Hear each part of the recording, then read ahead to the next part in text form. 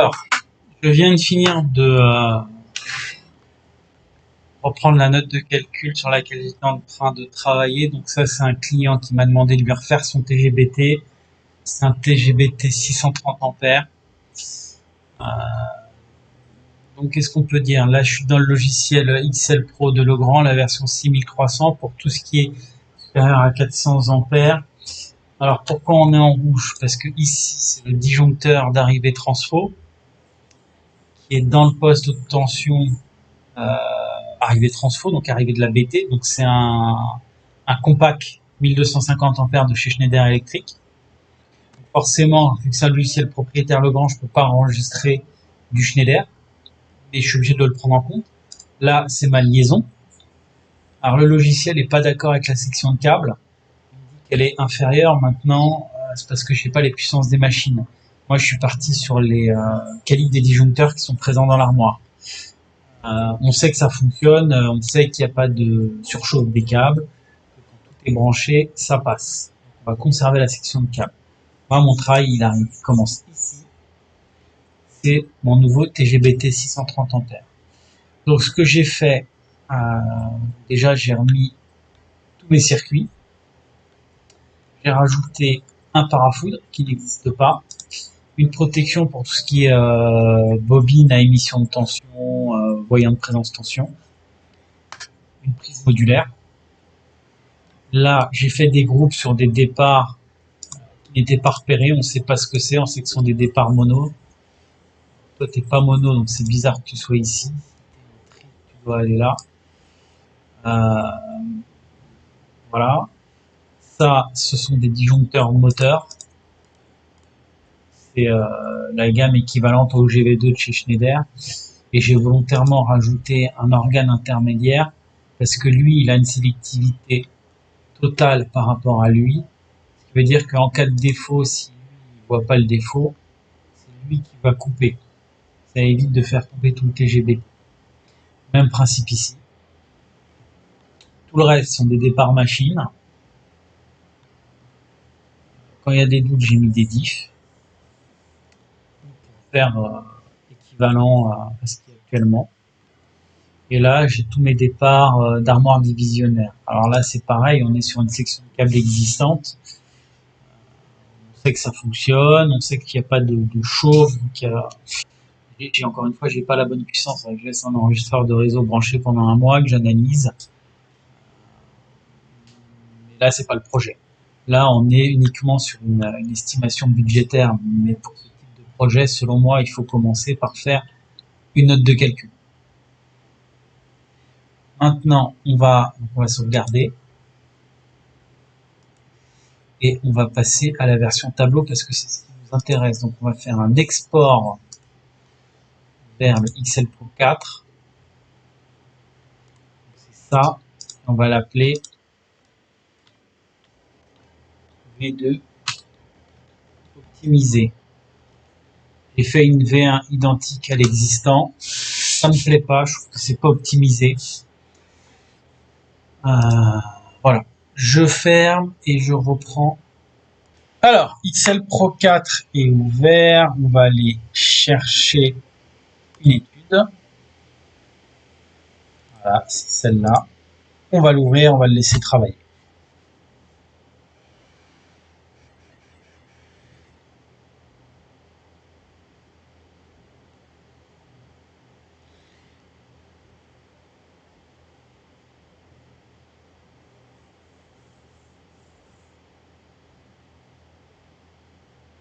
Là, actuellement, XL Pro, il cherche dans le catalogue Legrand, donc dans le dernier catalogue, tous les produits qui correspondent. Donc ça y est, il a trouvé. Je pourrais très bien faire la même opération dans XL Pro 3, à la différence que je n'aurai pas les derniers produits Legrand à jour.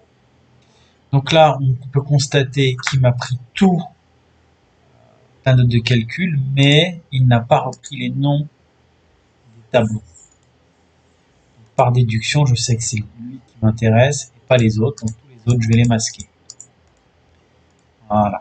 Je vais partir dans la partie rangement. En général, je vais lui dire que je veux une bobine à émission.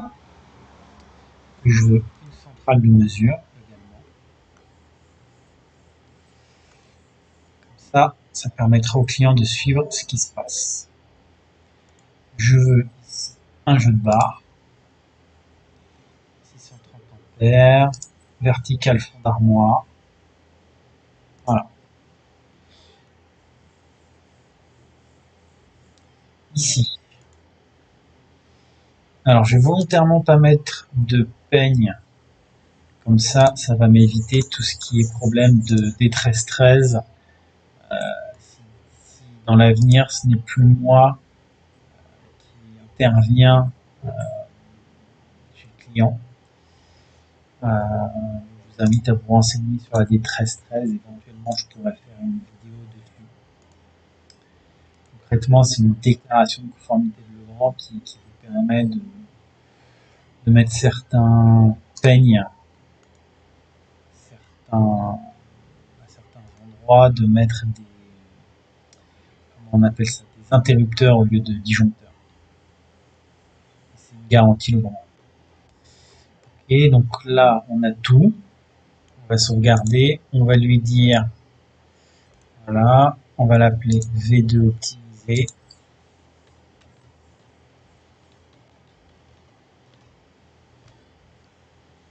On va lui demander de calculer les bornes, puisque moi je veux que tout arrive sur bornier. Je veux des bornes à ressort en majorité, des bornes bleues.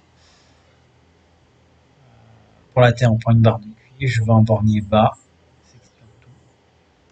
Et il va me calculer les bornes. Alors après, des fois, tout ce qui est tripolaire, ça merdouille un peu. Il faut rajouter un produit de câblage, borne supplémentaire, borne supplémentaire.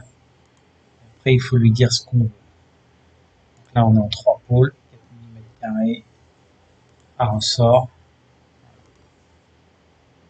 On a pas mal de départs à 3 pôles sur ce site.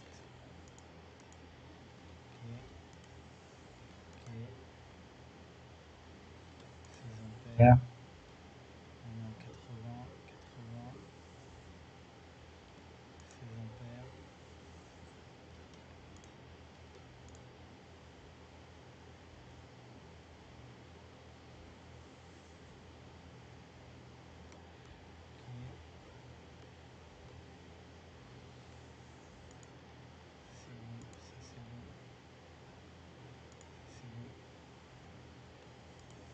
On va partir sur des bornes en 35 carrés.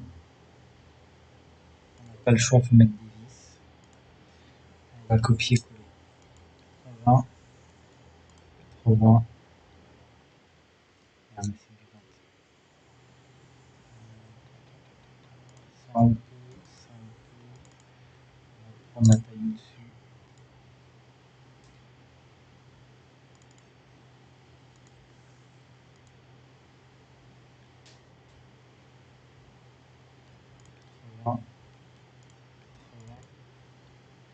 Pareil, on monte d'une taille de bord.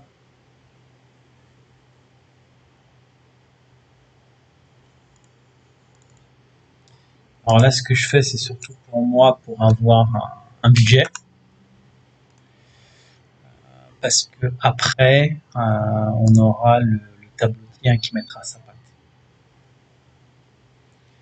Donc, une fois que tout est rangé, bon, ça nous génère le schéma qui est tiré de la note de calcul, qui reprend toutes les informations de la note de calcul. Donc, si vous avez bien renseigné votre note de calcul, c'est parti. Vous avez même les repères de bord. Et là, on va partir sur la partie enveloppe.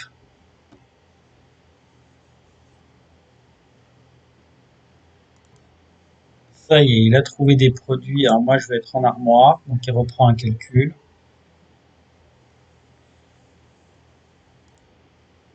Je vais volontairement prendre de l'IP55, s'il me laisse faire, parce que je suis dans un environnement assez hostile.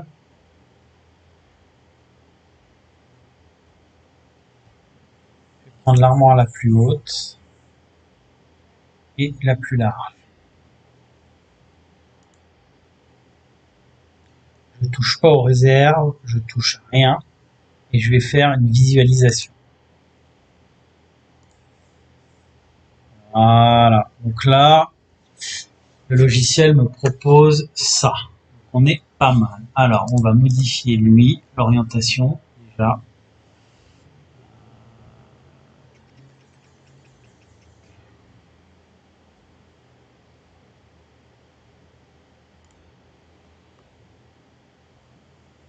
Déjà, on gagne de la place. Lui, on va le mettre ici. Ça dégage. Les borniers, je les mets en bas.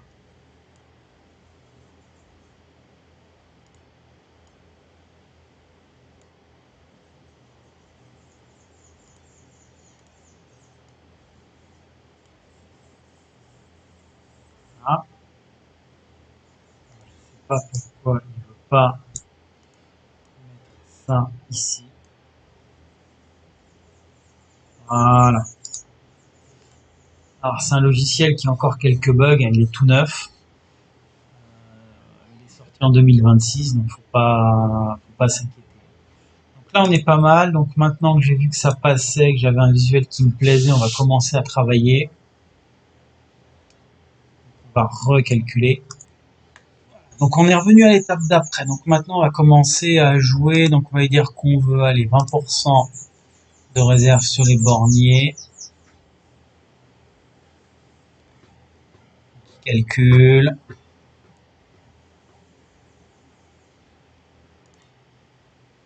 On va demander maintenant au logiciel de jouer sur la hauteur des rangées. Donc on va alterner une hauteur de 150 et de 100 mm, ce qui va permettre de limiter les échauffements, ça va être mieux ventilé. Ça, c'est un paramètre qui est intéressant parce que le logiciel, il vous casse tout. Il va mettre toute votre armoire tout seul. Donc que ce soit pour vous, pour le tableautier, c'est un gain de temps. Il n'y a rien à calculer. Il vous dit exactement où va chaque vis. Alors, on va jouer sur un paramètre qui s'appelle la réserve modulaire. On va la mettre à 30%. C'est la réserve modulaire équipée. Alors pourquoi il ne veut pas aller la chercher? Peut-être parce que c'est pas possible. En fait, ça me permet d'avoir ici, vous voyez, des rails de libre. Hop là, malheureux. Allez. Moi, je veux que mes borniers soient en bas d'armoire. Je sais pas pourquoi il me fait ça.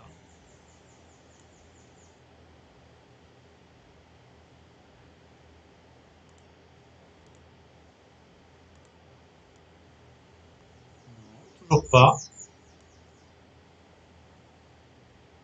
Je sais pas ce qu'il me fait.